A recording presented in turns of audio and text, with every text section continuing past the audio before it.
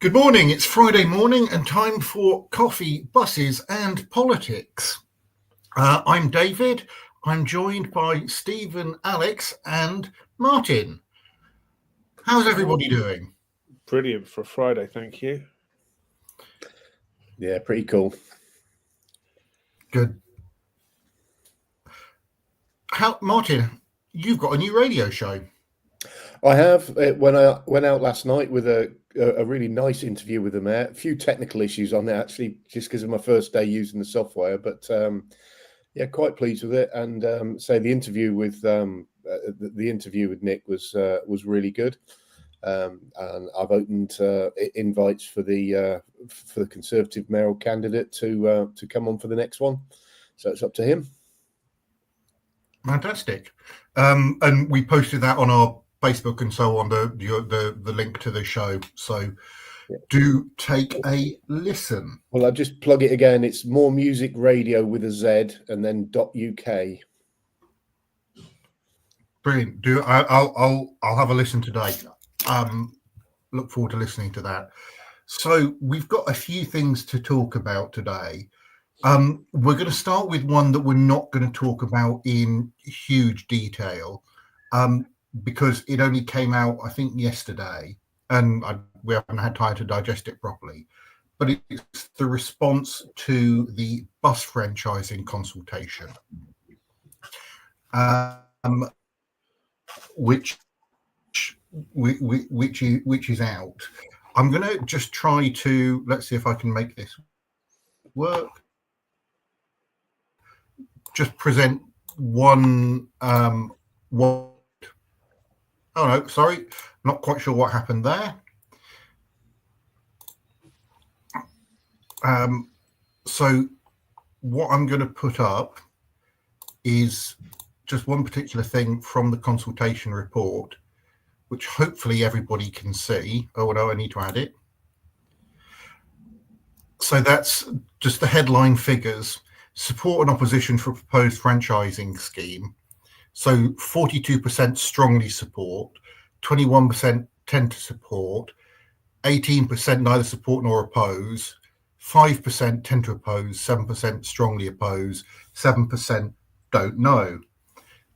Now, that comes with 1,488 responses. Which is ridiculously small, isn't it? It's a tiny this is the thing for... Given that there's hundreds of thousands of people who live in Cambridgeshire and Peterborough,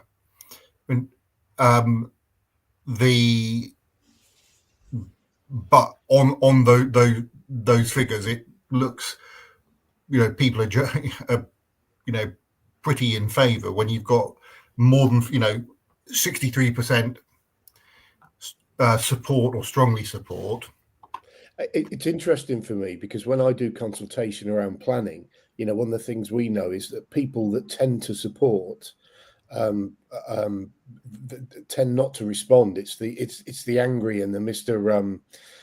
It's the Mr. Angries really that tend to respond, and it provides a bit of a skewed response in that it suggests that everybody opposes. And I would have thought the same applied with this, to be honest. So yeah, it's not a big response rate, but it's an encouraging one. I'm not sure why I've gone big. It's the format. I changed it back. Okay.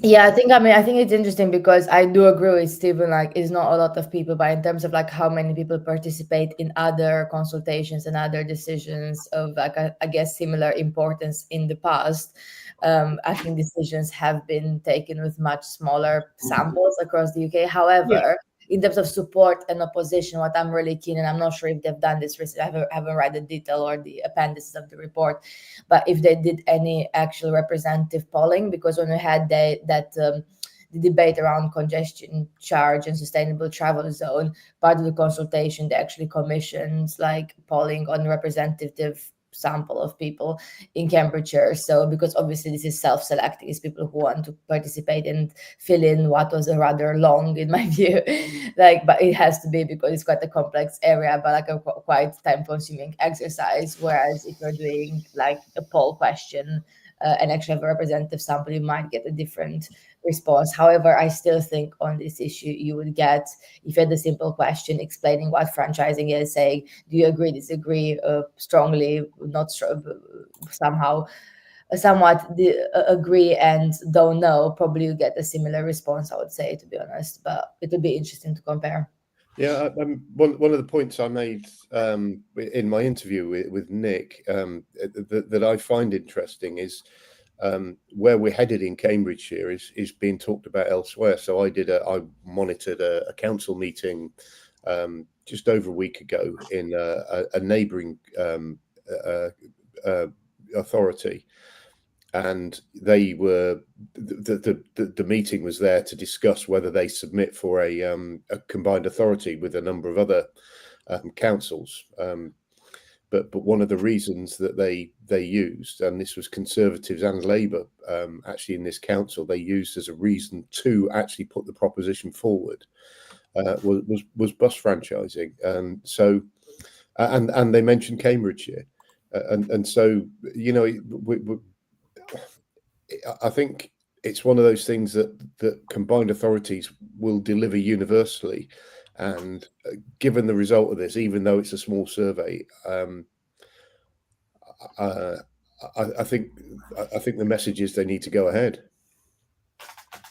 Yeah, I mean, I agree with this. I think often what's really frustrating being, part of different discussions around consultations and the results, and especially quite controversial highways issues, is to what point you stop actually consulting. And I think that's a very important one, because you can say, yes, it's not representative sampling, you have to commission, then you commission it, then like this shows a similar result, and like, well, but we haven't explored X and Y group who are most severely impacted by the proposal. Let's do another representative sample on only those who use buses as opposed to those who drive all the time. And you can get into like more and more research until you push the decision and it never gets taken. So whilst I recognize the limitations of research and consultation, at the same time, I'm like, if you want to get anything done in government, local or national, you can't really consult forever. This is the thing. There is sometimes it does feel like there's consultation-itis. I'm going to say here, I think I'm just looking at it. I don't think they've done polling, and so on.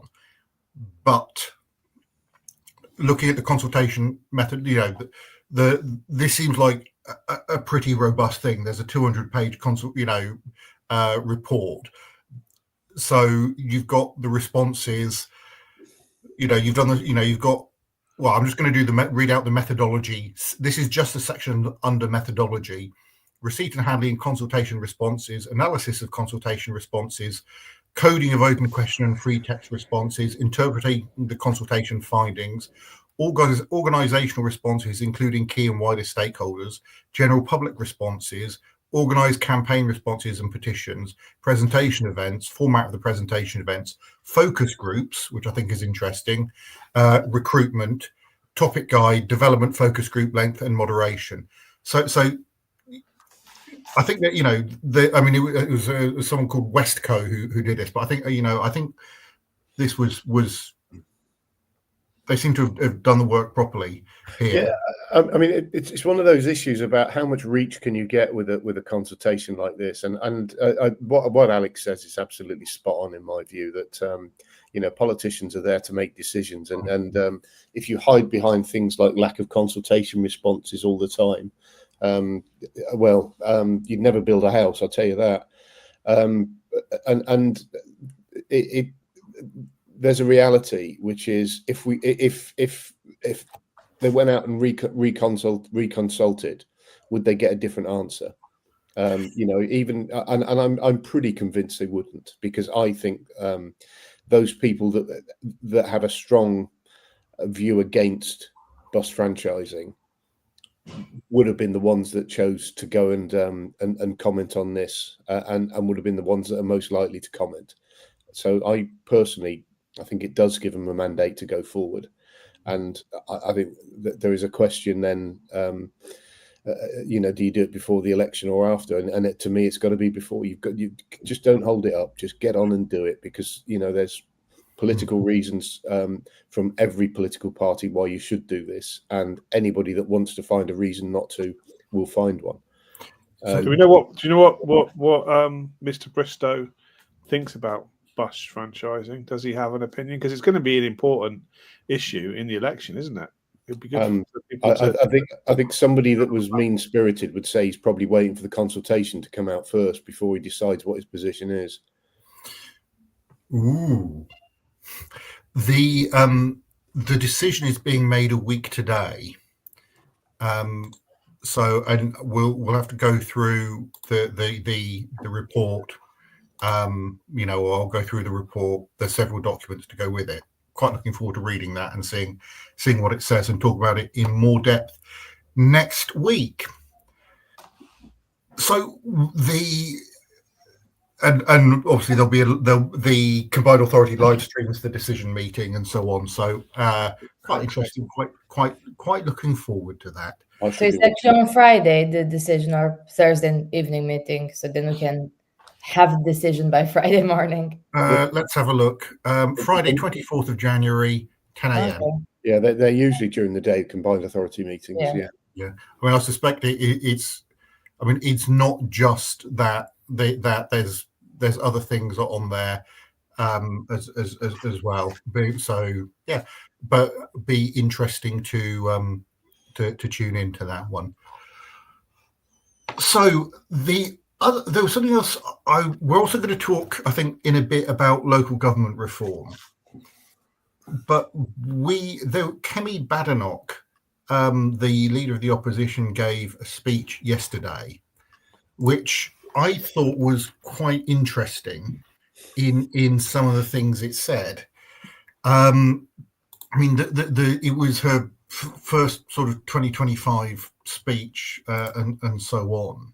Now, I don't want to be massively partisan. I do try not to, but I think there was some stuff in there that was felt a little bit like cheap shots. But there were a couple of things in there that I think were really interesting. One is that she did say that there were problems with how Brexit was done, and I've got the speech up in front of me, and I'm just trying to find the. We announced that we would leave the European Union before we had a plan for growth outside the EU. Now, I think there's actually rather more to that. Than just that, but I think it's interesting that she said it, and it's a good point. And generally, saying, look, the Conservatives made mistakes. But actually, what she says, and she fits that into a wider context, which is the Conservatives got this tendency, and politics has a tendency to announce a solution before it's decided its policies. And she uses immigration, as an example of that. She uses Brexit as an example of it, and there's a couple of other things she does. And so when you fit it into that bigger context, I think it becomes really, really interesting. I thought, yes, you're right. There are the normal party, partisan shots against the Labour Party, but there's some pretty strong shots against her own party's history as well. And actually, for me as an ex-Conservative, it gives me a sense that the Conservatives might be heading in the right direction. She also talks a lot about not announcing policy until they've got a framework together that says this is what we stand for and this is what we're going for.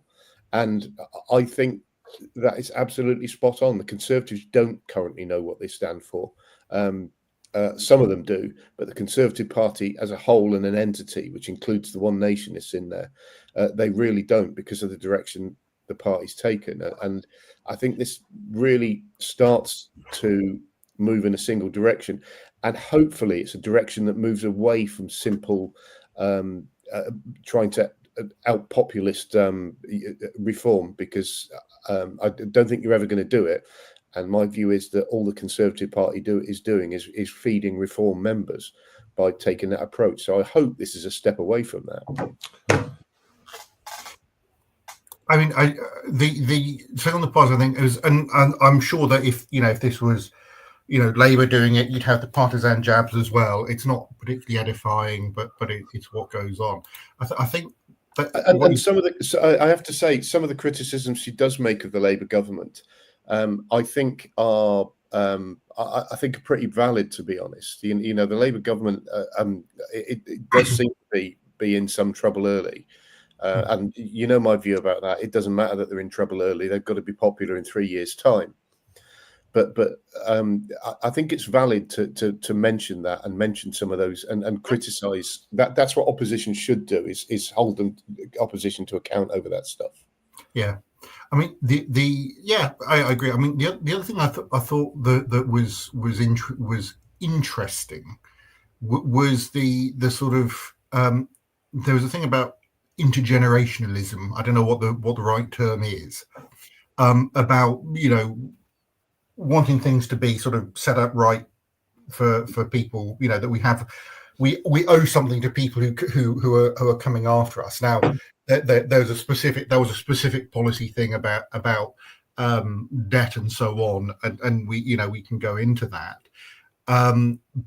but there was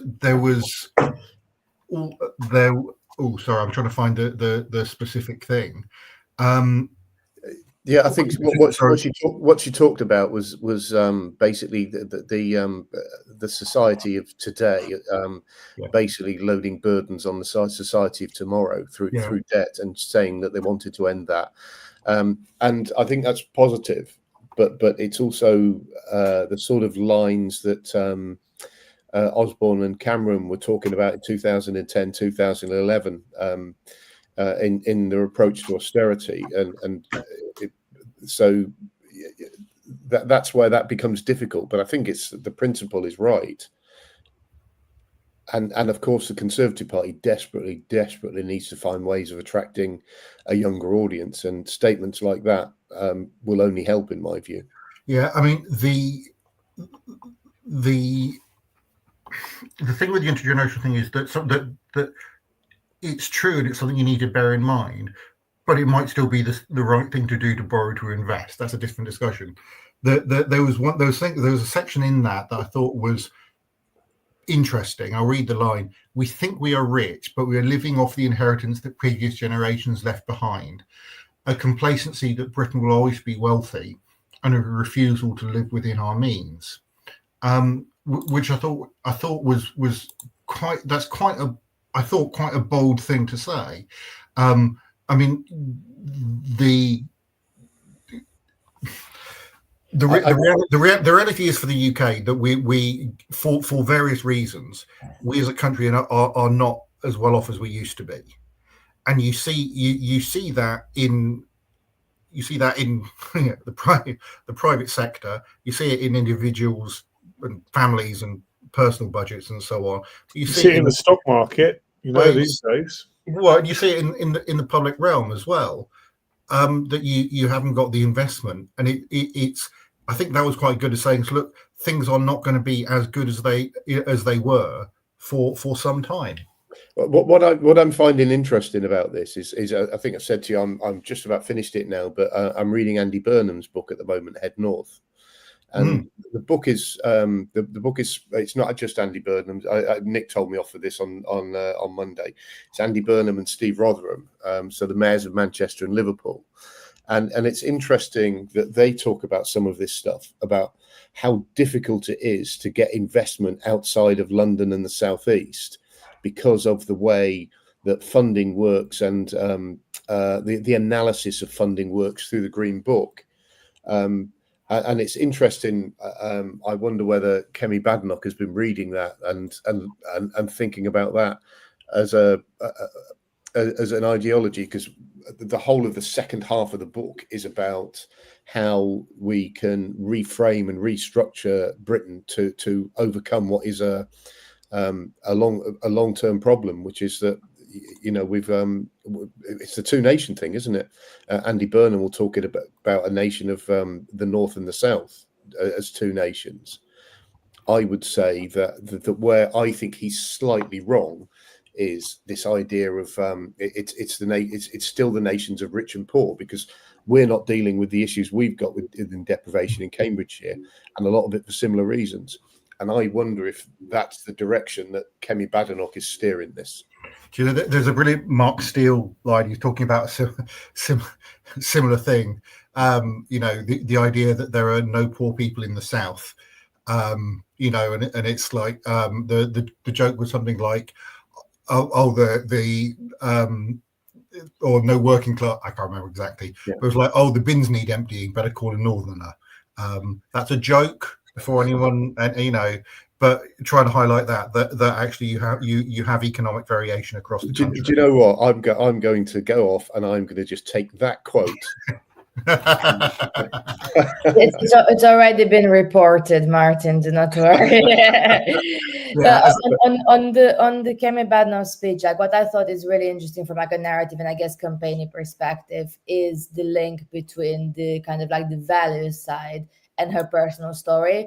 And, like people question to what extent one or like other things she said from her past is true or not true or exaggerated for like campaign purposes. However, like on the face value of things, like the fact that like she's speaking about, like meritocracy and everyone like contributing in different ways. And like this like kind of like, obviously the kind of more conservative idea of contribution, but at the same time still rooting it within a societal responsibility. And then she links to her personal story of, coming to the UK as a teenager, like not having like a lot of money, like experiencing working alongside her studies, like then, but also most importantly not coming from a political background. I think that's something that really appeals, because if you think about the turnout and how many people are disengaged, having someone who says, actually I didn't grow up with politics, or I didn't study politics, and I actually struggled in politics at the beginning, and being open about that. And I think it's actually powerful as a narrative, because people will be like, there's someone who's like a bit more closer to me and not someone who's in politics or their life. What I thought was interesting about that was at the beginning of the speech, she talks about and she talked about the fact that in some cases people are feeling obliged to go and get sort of 2 degrees, and burdening themselves with a 50,000 debt in order to in order to build a career. And at the same time, later on in the speech, she talks about the fact that she went and got a 2nd degree. But yeah, it is. It's interesting that both David and Alex, as Labour Party members, can look at that speech and see positives in it. And that says to me that maybe for the first time in a long time, we're starting to see the Conservatives move in the right direction. I just thought the thing is, it's not the speech I was expecting. And there's a few things in there where I thought, that's interesting, but also actually there's a point there. Similarly, like I thought she would feel like really pressured to like just cater to like reform and like the kind of term reform vote and say quite some horrible things. I'm not saying I agree like with some things, like some things I just read it and I'm like, well, obviously I wouldn't have said that on immigration or on like this or other topic, but I think it's framed in a way that does appeal like to more than like the kind of current conservative base, because of the personal story and the kind of like values links behind the speech. And it says to me that she's got a direction for the party to go, and as I think if she is going to take the party and move it away from reform policy, I think that's a great thing. And to make and give the party its own identity. If it moves the party back into the centre ground, I think that's great. I think she's got a hell of a job to do, because the Conservative Party membership is not in that place and is further away from that place than it ever has been. And that's where her problem comes, because if she deliberately moves in that direction, we will lose some party members to reform. But I think that needs to happen in order for the party to start growing and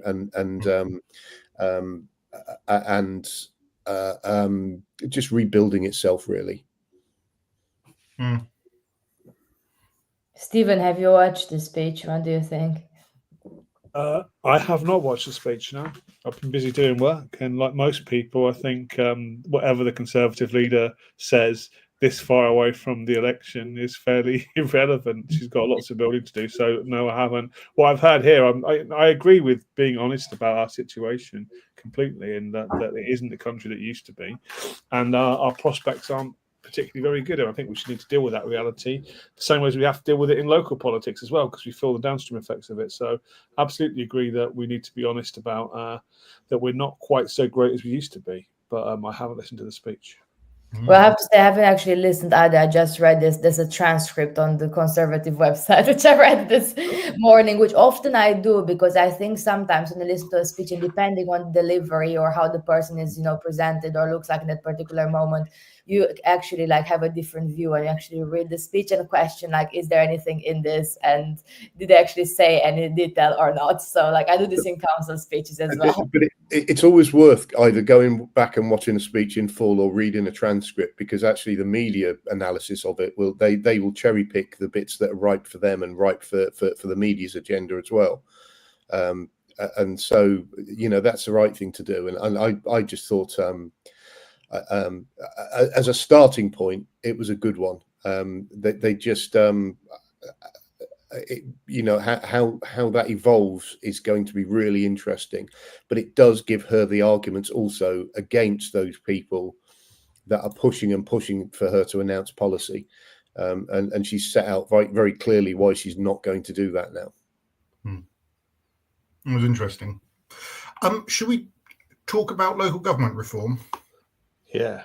It feels like we've been talking about it every single week, but it's important. And Stephen has, aren't they? And I think that's the point, is that talk about the impact of the newish government, but this is something quite bold and happening really quickly, and things don't happen really quickly in local government at all.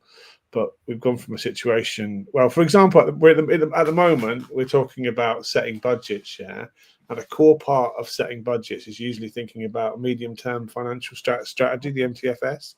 And of course, none of the councils around here have a medium-term, which is usually defined as like 3 to 5 years in the future. We can say for certain, almost for certain, that in 3 years' time, that almost none of the councils we associate now will exist anymore. And so when you're setting budgets and you're worrying about, your financial legacy for the future and building up reserves, when you're going to be, moved into a different, you don't want to be saving, you don't want really, well, it's a difficult situation, but you don't want all your reserves being spent on people from across the unitary. It's a bit of a difficult situation. And so we're at this stage now in local government reform where we're supposed to be submitting kind of early proposals in March, which is fast approaching. And the situation, as I understand it, is that the first iteration of this is all the existing local authorities, and especially the second tier local authorities, so the district city councils, trying to come to some conclusion about who they want to dance with, and so kind of to informally group themselves into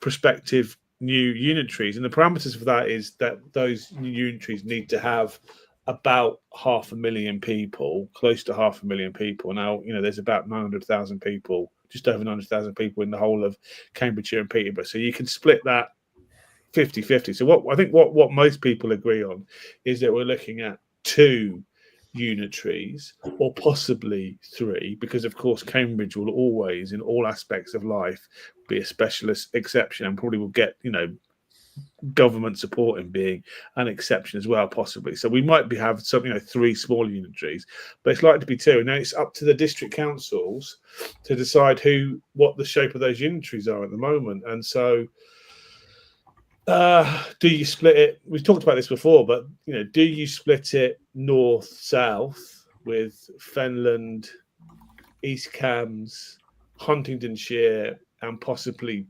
Peterborough being a single unitary, and then Cambridge and South Cambs being another unitary?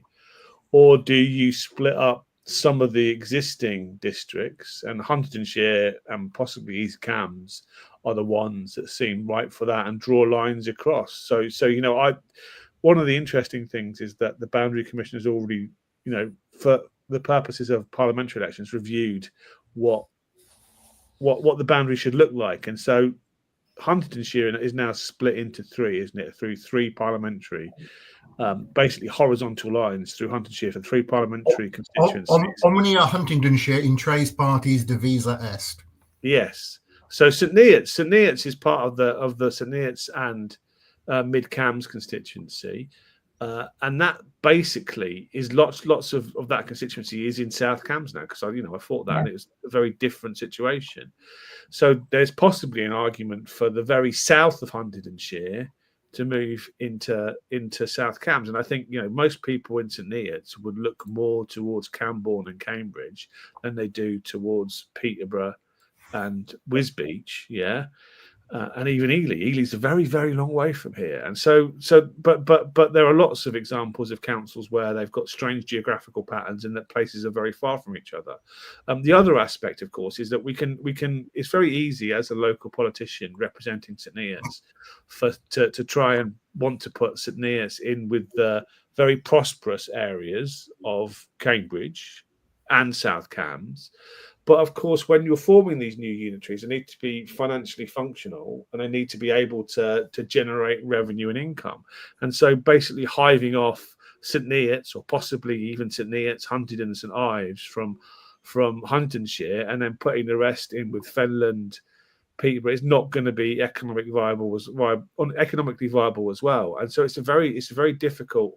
How much influence we have on, so the district councils are supposed to be coming to their own conclusions, and the kind of the strong feeling I'm getting is that the north-south thing is that South Cambs and City will probably end up doing their own thing, and probably all the others will go into single unitary. And I personally think that that's a mistake.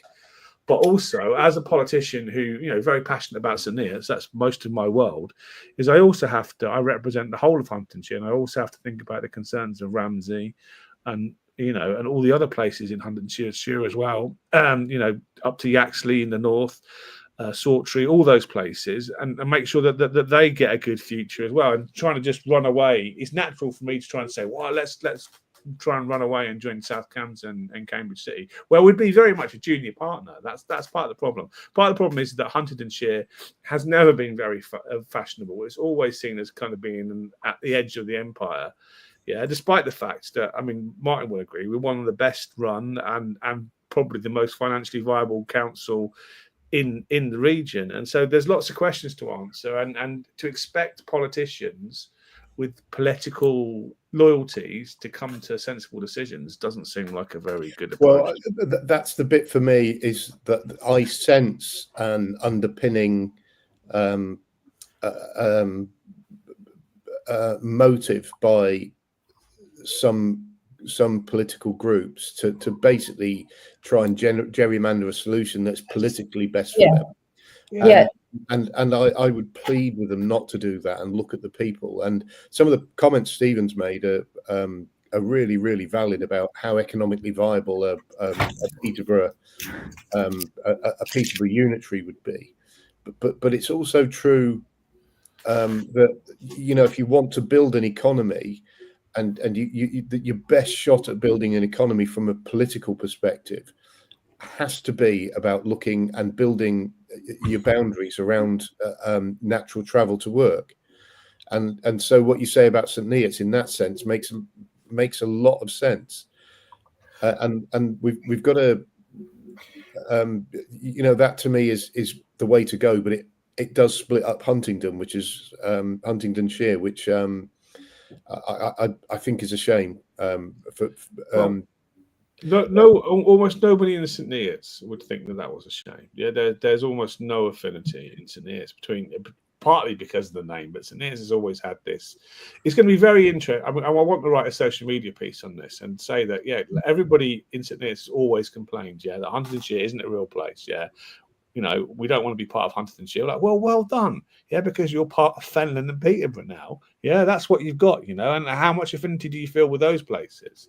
And so that's part, you know, but those things that I tried to make the point yesterday that there's kind of a big cultural axis, is that lots of East Cams, lots of Fenland and lots of Peterborough are in an already defined, you know, geographical, but also almost ethnic location of the Fens. They're very different places, aren't you? And you can easily, you know, you can easily draw a map in which you get 500,000 people, Peterborough and the Fens, yeah, and then you split Huntingdonshire. Huntingdonshire is kind of half Fens and half not, yeah.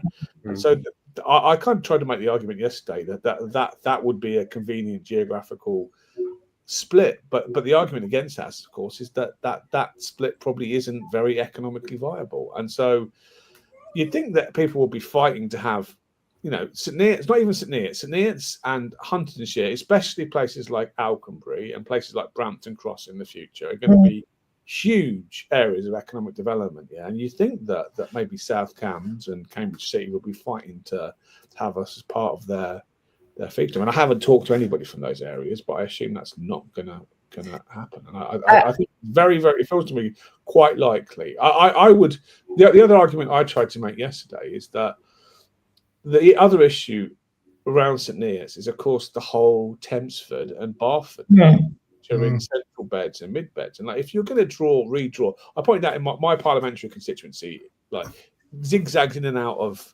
South Cambs, and it makes no sense. Those lines were drawn 100 years ago, yeah, but we still have to stick with them. It would be a good opportunity to redraw some of the lines. And the fact that St Neots' kind of economic sphere of influence is cut off by Bedfordshire is move the boundaries and you know, and incorporate, even move St Neots and into Bedfordshire, yeah, which will seem really controversial to lots of people.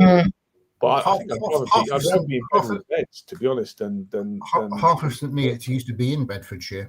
Yeah, it is, and you can, if you look at the map, you can see quite clearly that the Eatons do look like part of Bedfordshire on the map. And so where we draw the lines, but I get the feeling that they don't want to redraw lines.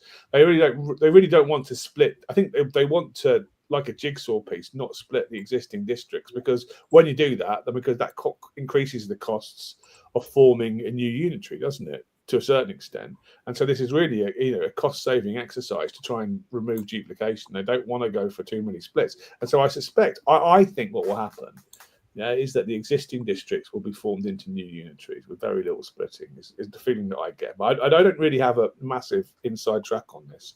Well, I hope it doesn't happen, because I think what's really frustrating, and I've been in so many discussions about this, like in different contexts over the last few weeks, is the political arguments. It's so frustrating because, look, if you're going to reorganize, they'll be here for around like 50 years plus, like the previous one is, you know, was. And therefore, politics is not anymore like 100 years ago. If anyone is listening who just thinks on the lines of politics, you can't keep control for like 50, 60 years, because politics is more volatile. Politics will look very differently in 50 years' time than it looks now. And it won't ever always be like a Lib Dem council or a Conservative council like in year 2050, because with everything that's changing in politics, the voting system will probably change, like AI will change a lot of things in politics, and you won't hold control forever. So I'm telling you, think about the economics and the growth. But also things balance out. You know, one of the things that will happen as a consequence of Fenland joining and becoming part of a Peterborough unitary, which I think is a given. Within this, I think that the one certainty we have is Fenland will join with Peterborough, and I have some concerns about that, although it's the right thing to do.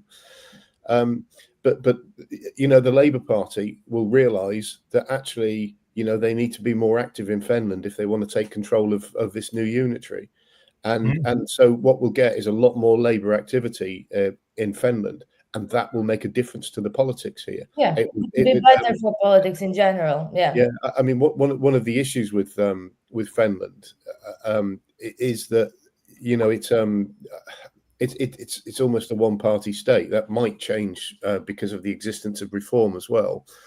And it's not that I support the Labour Party necessarily, because I don't. I'm very politically independent, but Fenland would be a much, much better place with more active politics, and with more competition.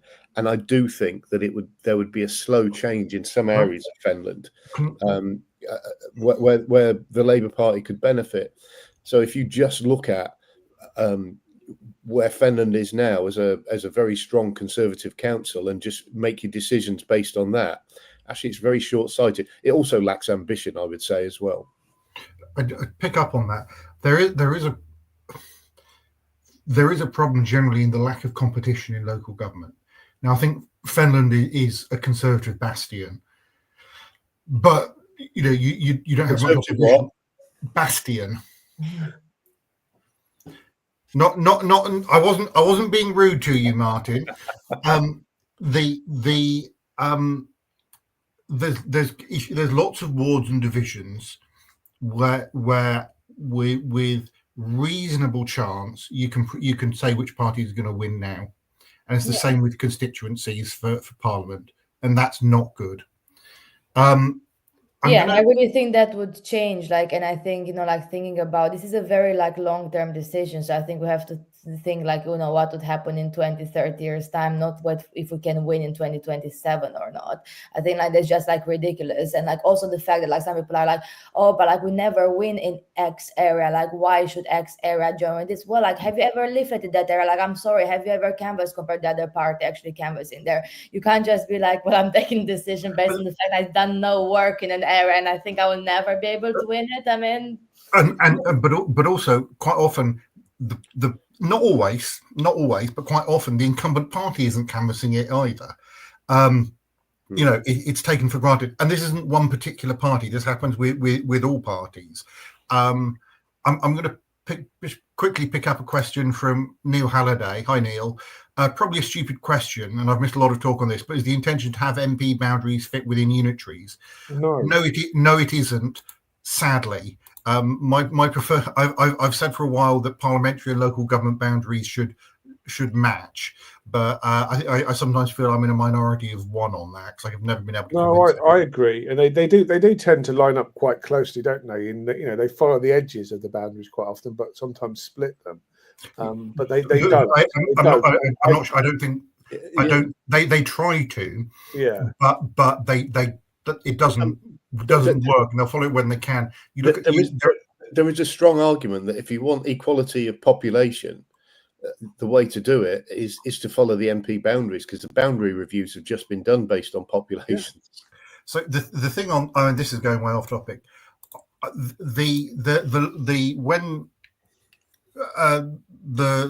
previous the coalition or the Conservatives changed the thing for how boundaries are drawn for constituencies.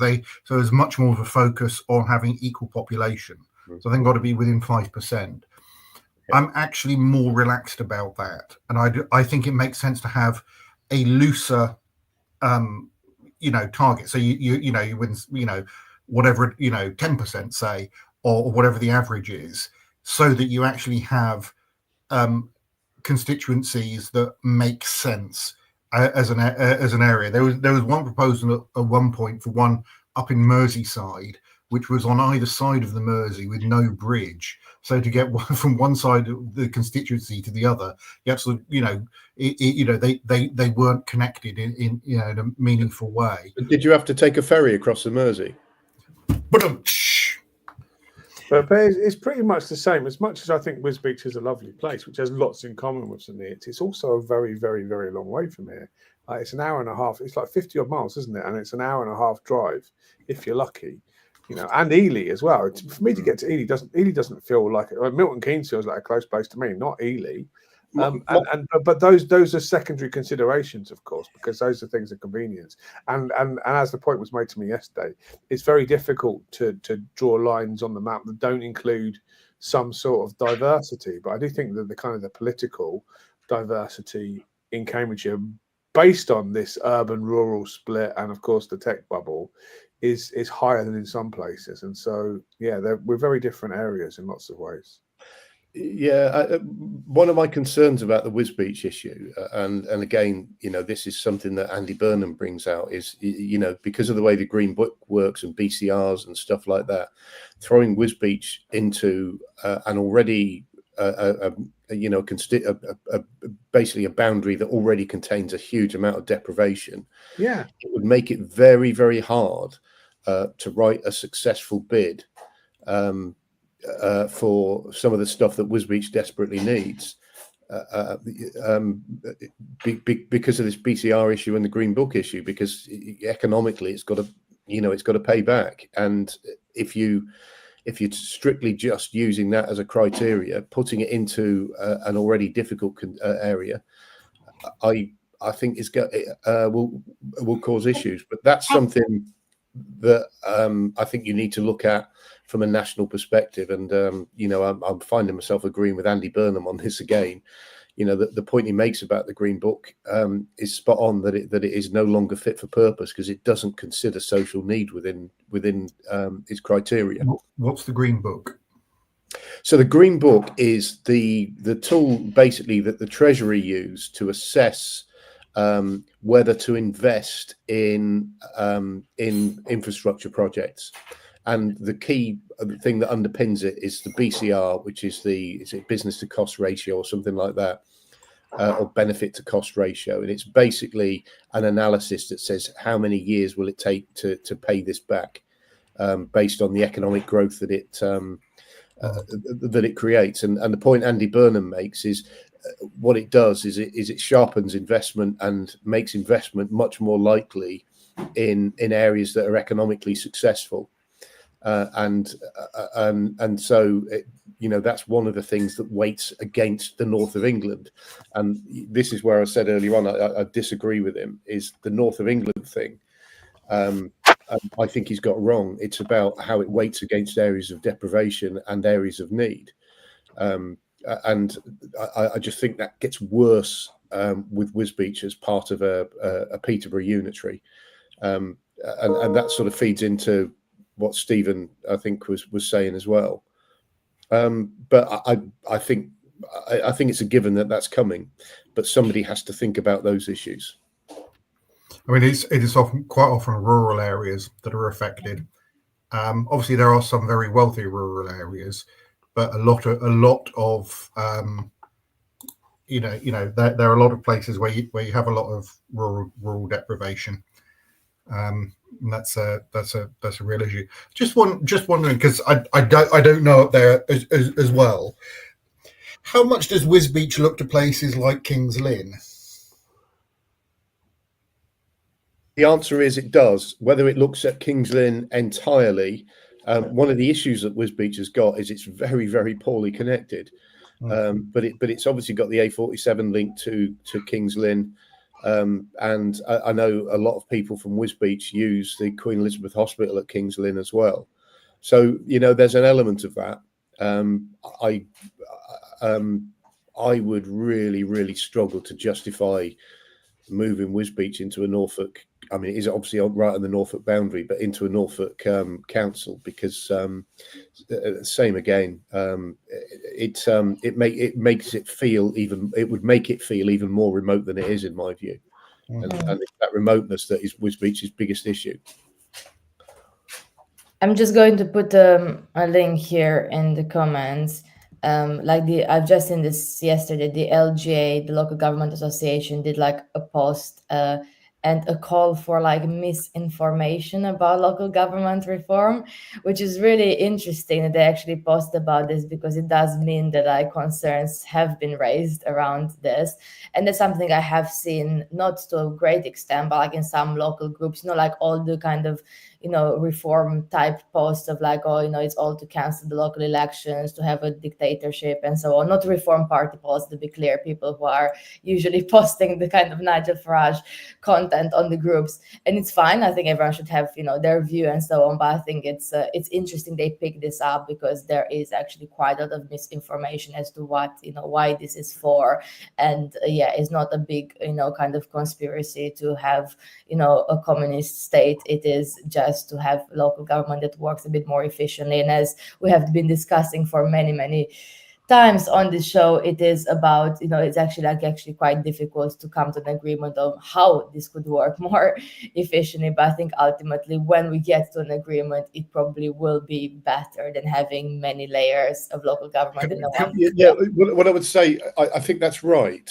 the only push I would say is one of the things that it does do, and I've done peer reviews with authorities that had moved and have transitioned into unitaries. I did a peer review of Shropshire not long after it transitioned. And one of the issues that the population have with it is that you are basically taking politics a little bit further away from the resident. So they would feel that being part of a Peterborough unitary in Fenland it makes politics more remote than being part of Fenland. And what you need to do is think about that and think about how you're going to deal with it. And part of that is to maintain some sort of area structure within the thing you move to. And then the debate becomes about what do you include within the decision making in an area structure, as opposed to a unitary, because if you get that wrong, you might as well have not moved to a unitary in the first place. That stuff that has got to be thought through, and that's where councils have got to take good advice. Yeah, definitely. I mean, this links quite nicely to what David wants to discuss next, which is about town council, because I do think, I'm of the opinion that we need to preserve definitely the parish and town council level and look into their responsibilities and how they fit within the new unitary structures. But David, how is it going in the town council? Okay. Before I get to that, I was just going to say one of the things though, on the other thing. The other thing is that councils do form part of identity as well, and there's that identity issue, and there'll be a need for people. It's complicated. So on town council, we had our precept and budget setting meeting yesterday evening. The end result is that the precept is going up by 17.5%. Oh, sorry, that is my phone to say that I've got a meeting in half an hour. So that's not the whole of the council tax. That's the bit that Huntingdon Town Council levies is going up by 17.5%, which works out. I'm going to check exactly what that works out to. Sort of per week. It does around like £3 a week or something like this. Yeah, so it's an annual. So it's an annual increase on a Band D property of £38.64. So I mean, lots of thoughts about it.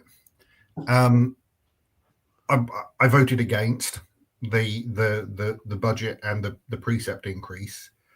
Not an easy vote. I mean, so I'm being circumspect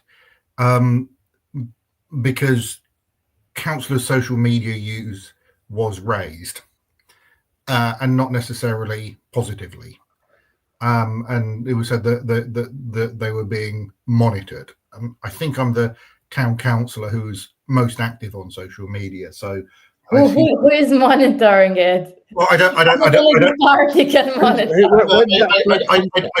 Was that from other councillors or from officers? So it was another councillor who said that, and I've emailed to ask a bit more what they meant.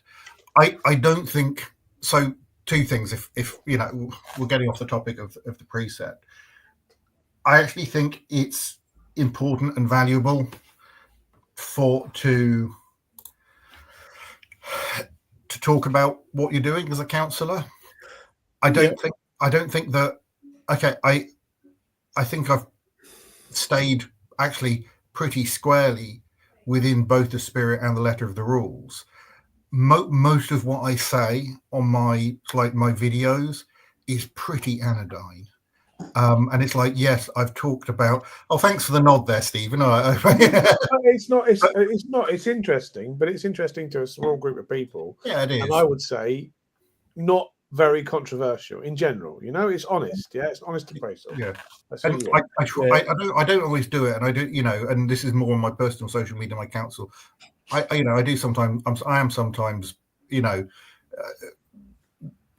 don't always get it right on social media. I am sometimes grumpy and whatever. That's just me. That's all of us. Yeah, but I think that's the thing that is allowed. I think, like, people who are saying like, oh, you can't say this or that, like, that's why we have like the code of conduct and so on. It's like, yes, if something is breaching, yeah, like, you report it and you have like the complaint about it and so on, right? And then if you actually have a case to stand, in that complaint, then the action will be taken. But in general, just because you don't like something you see, then you're like, oh, I'm going to monitor, like, or report things for the sake of it. Like, that's the context of the code. But it's also true, if you want your counsellors to engage in social media and do the stuff they do, to make sure messages get out there, you have to accept that they're not, especially when they've not got the admin support and the comms support that professional organizations do.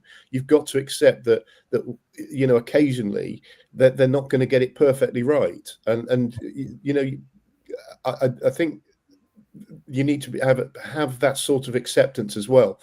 There is a question about how wrong you get it, and that's where what Alex says is absolutely right.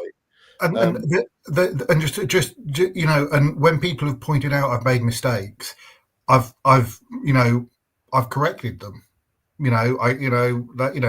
Anyway, look, this is possibly getting off me. I mean, it's just a bit. It's like, am I now going to be second guessing everything I say? It was a bit fun. But the other thing I'm going to say is that criticizing a decision or disagreeing with a decision isn't bringing a council into disrepute. No, it's absolutely not. No. Otherwise, there's no point in having politics. Yeah, is a reality. I mean, I tell you where I sit with Huntingdon. And it's interesting. There is an issue, and a big issue, about increases in parish and town council precepts, and the fact that they're not constrained in the way that district councils are and stuff like that. And there is an argument to say that councils need to be, they need to be considerate and consider that with their decisions. And so on the basis of that, 17.5% is difficult. But it's also true that parish and town councils have got to have financial stability and be financially stable. And the issue with 17.5% and the benefit of 17.5%, if you go for it, is that it's not 17.5% for 1 year. That 17.5% is a 17%. What it does is increase the council tax base by 17.5% forever. And from that perspective, if it helps Huntingdon to be more financially viable and to continue doing as much as it does, because it does do a lot as a council as well. It does too much, though. That's part of the problem. Is it does too much, and this issue, David might disagree with me, but the large part of this, part of it is cutting your cloth, isn't it? But a big part of it is they invested in a crematorium, which is beautiful and wonderful, and absolutely, when the end of my time comes, I would like to be burned at that crematorium because it's amazing. But but then town councils don't usually do those things because they don't have the business expertise to do it. And I think what they're finding out is that they can't afford to run that crematorium. They can't afford the loan payments. But the other issue as well is, of course, they've also got, you compare the staffing costs at Huntingdon to St Neots, and despite the fact St Neots is a much bigger town these days, they're massively out of kilter. And so I think that comes down to councillors having the balls to make difficult decisions and say that we need to make some cuts here, which is, as a district and county councillor, it's almost all we do, isn't it? It's about resource allocation and making tough decisions. And we have to make difficult decisions, which sometimes involve people's jobs. But I agree with all that, and I agree. But the situation is with the crematorium that it exists and it is as it is. Yeah, and the council have got to deal with that. Now, are they able to make cuts in the way the crematorium is managed, as an example? It's a difficult one. So those are the quandaries you face. But I like the fact that Huntingdon Town Council does quite a lot. I agree broadly with what you say, Stephen, about the crematorium being a mistake, but it's a mistake in the past that they've got to deal with in the current. And I've said, I think, to David in the past, I compare what Huntingdon does as a town council compared to Whittlesea, and I sit there thinking, I wish is the reality. So the on the loan we took out from the Public Works Board was for the whole project up there, which is the crematorium, the depot, the nursery, and so on. And it's, as you said, that decision is made in the past. I wasn't on the town council at the time, so I don't have all the detail, and I wasn't in the discussions. The crematorium is electrically fired, and part of the issue has been the cost of energy, particularly electricity, has gone up. The way the loan is allocated is half is allocated to the crematorium and half against the rest. So if you include half the loan, it's being paid for. The crematorium is close to breaking even. The other $250,000 sits there.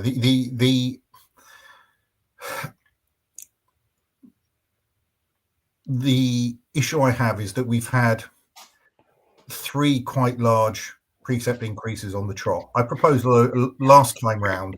I proposed a set of cuts. Some got through, some didn't, and it's the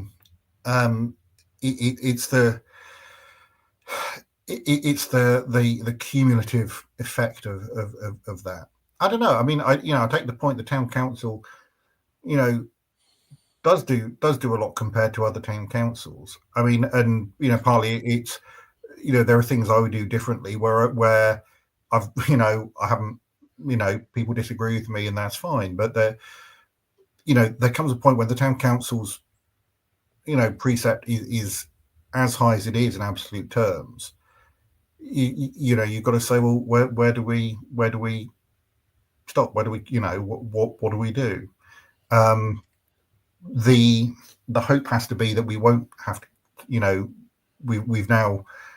we won't have to deal, we won't have to have more big increases year on year. There are changes I'd make to how Huntingdon Town Council works internally. People who I don't know if there's anyone watching this who was at uni with me. I rewrote the constitution and standing orders for my student union when I was there. So it's something perhaps no surprise to anyone that I would change some of the structures, decision making structures of the town council. That process thing is something I'm interested in and I think is important. But I'm not sure it's run as efficiently as it could be. Maybe that's not a fair expectation for me for everything to be perfect. But so let me put it like this: the crematorium is a fantastic facility, and our grounds the grounds are fantastic. Getting things at Britain in bloom. And the Connie Gear Centre is fantastic. The events that are put on, the civic events, the Christmas market, and so on. But it's when you've each thing individually, you can say actually, yeah, that's good. But it's the cumulative effect of all of that. Yeah. So maybe what Huntingdon Town Council need to do is start having conversations now, looking a year ahead and saying, okay, let's have a serious conversation now, rather than at the end when we've got to set a budget to say, what is it we can stop doing? Where is it we can make efficiencies and start and taking a long-term view of that, so that they've got a year to get it right for the next, and to get some sort of balance between now and the next time they set a precept. So this is I agree. So I made this point in a council meeting after the last one. I would like us to start our precept process basically as soon as the new municipal year starts. so in May start the process, and I recognise that's more stress and more work for well, hopefully it's not an increase in the volume of work for staff and officers and so on, and you won't have as much detail as you go on, but spend more time, and give ourselves that time so that we can also go and talk to people and say, look, the where we are, the decisions that have been made, the impact of not raising the precept is this. What do you reckon? That might be a sort of an interesting way of doing it. Obviously, there's staff resource allocation issues and so on, but it's like in January, I think that we don't actually have to submit the precept figure until March. The district council asked for it. I think today is when they asked for it to be submitted, so they've got time to do their stuff. I just like to sort of bring the process forward, and I think I may well suggest that, just so that it doesn't feel like we're right up against the deadline. Yeah, I mean, to me, it makes sense. If you're going to have this argument every year about what the level is and everything else, why not have a long debate and try and come to a some sensible middle ground before you get there next year? And the reality is that you don't have the complexities that districts and county council have in setting a budget, because you're not waiting until the day before Christmas to get your funding settlement. It's basically down to you guys and where your money comes from, and that makes a difference and gives you an ability to spend a year looking at it. Yeah. I mean, it'd be a way of doing it. I think it'd be really interesting to have like some, earlier public input, because I think, whilst I agree, for example, Conic Gear Center, I spend a lot of time there in events and I think they do great work, but also it's the question of who benefits from which council services, because depending on also where you live, I can see how some people make the argument that well, if you live in certain parts of Huntington and if you don't benefit from any of the facilities, but then you're contributing the same to people who are.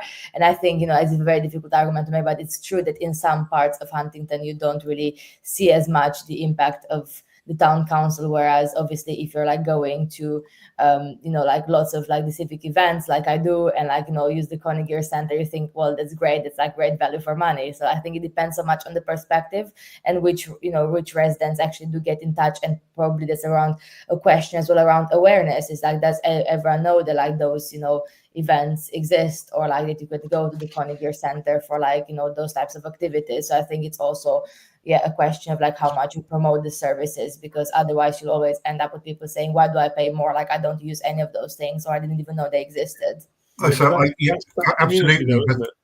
Absolutely, but that's a dangerous one to go down. I don't have children, I don't use schools.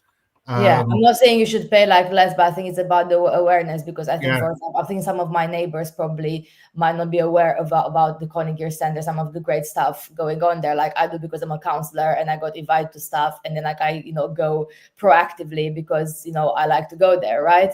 But if I was just living here and not really in touch with local authorities, probably I wouldn't know that I could probably go to some of those events and actually enjoy them. So I think there's actually lots of community groups and organizations do great work to promote, but I'm actually curious in terms of if there was a research on just the awareness of what the town council actually does and who accesses what types of events and facilities. That would be fascinating to think about. Where do we perhaps need to do more work? And I think especially this is true for any kind of town, and not only in Huntington, but especially new development areas, and looking at more new development, how often when you have the newer developments, it seems quite separated from the main activity of certain towns and, you know, even villages now with new development where like, okay, I live there, there's nothing really going on, like I'm still paying like the ground rent and like things that in addition to the council tax, and it's like, what do I get from this? Like, by the way, we don't open the conversation on leasehold and leasehold reform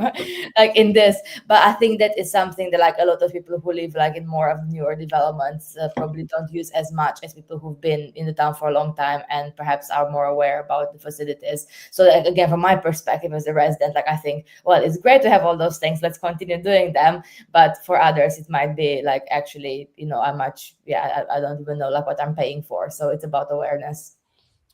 But in the general topic of local government reorganisation, lots of people think, hey, yeah, we should, and I think that's part of the. I'm not sure if it's an explicit intention, is that we should, you know, in terms of we should invest more in local councils and make local councils more, even better. But my experience of local councils around here, 3 big ones, and they've all, across my time as a councillor, they've all had severe problems with governance, basically based on the fact that, firstly, the quality of councillors isn't always great. And I think the thing about councils is that every level you go up, you think you're going to find all these fantastic people, but actually the quality is pretty low. Yeah, it's really unkind thing to say, maybe, but these are, you know, part-time volunteers, basically don't get paid any money at all to do it, and I don't think often have the experience all the time to consider the things they're doing properly. And the quality of clerking, with some notable exceptions, and I think St Neots at the moment is an exception, but not when I was a councillor, is the quality of clerking can be really, really poor, you know, stuck in the past, you know, and very kind of old boys club sort of mentality. And I find that you know, I think that they're ripe for reform as well, because they have, relatively speaking, with the fact that they've all got lots of, well, most of them have got lots of SIL money, have vast amounts of money and almost no scrutiny, and the quality of debate I found during my time as a town councillor was really, really poor, and I really struggled with it. There's an issue there about, and this is again part of why I do the sort of social media stuff I do, is that local journalism isn't what it used to be. You don't get the coverage of what's going on, you know, in you know, town council discussions, because journalism, you know, newspapers are really, really struggling at the moment because, you know, sort of changes in the advertising market. But I would add something else to what Stephen has said. You know, the point he makes about the quality of parish councillors in general and is right. But actually, my experience is that is also true of a lot of district councils as well. Yeah, no, I'd agree completely. I don't disagree. And there are some great people, and this isn't political, on all sides of the chamber at district, but not all of them are great. At county council, that's not quite so true. There are a few poor county councillors, but most county councillors that have to be committed enough and have been through the ropes enough to be. There's some selection going on by the time you get to county council. So on average, there's some, you know, intellectually competent people on county council, although not all. And as you go down the ranks, it gets, which is a good argument for unitaries as well, isn't it? Having a smaller number. Well, my view is, as we move to unitaries, is quite interesting, because I saw somebody make an argument against unitaries on the basis that we would pay our councillors more, and therefore, you know, we wouldn't reduce the council tax burden. And the reality is, you know, the level, the amount that you pay in allowances, you know, it actually fades into insignificance almost as part of the bigger picture. That doesn't mean to say it's not important, but my argument is certainly, you know, as we move to unitaries, is more professional councillors, and that means paying them more, but it also means the government doing some work to businesses and with businesses to say you need to encourage the cream of your young managers, encourage them to stand for council, because actually the development you get from it through budget setting, through being a cabinet member or whatever, is fantastic for them. And start encouraging, because a lot of businesses see being a councillor as a burden, and almost, especially, you know, when you get to county council, You basically, to be an active county councillor, you're putting career on hold a lot of the time. I did, and that's what happened to me, and probably why the last year I had a big career change. I didn't focus on that career so much. We need to be thinking about that, because we if you really want your councils to function, you need better than that. And you need better councillors, but you also, just increasing allowances won't do it. It's changing mindsets as well, to encourage people to do it, and recognise that actually what you get at the end of it, of a 4-year term, is a better employee.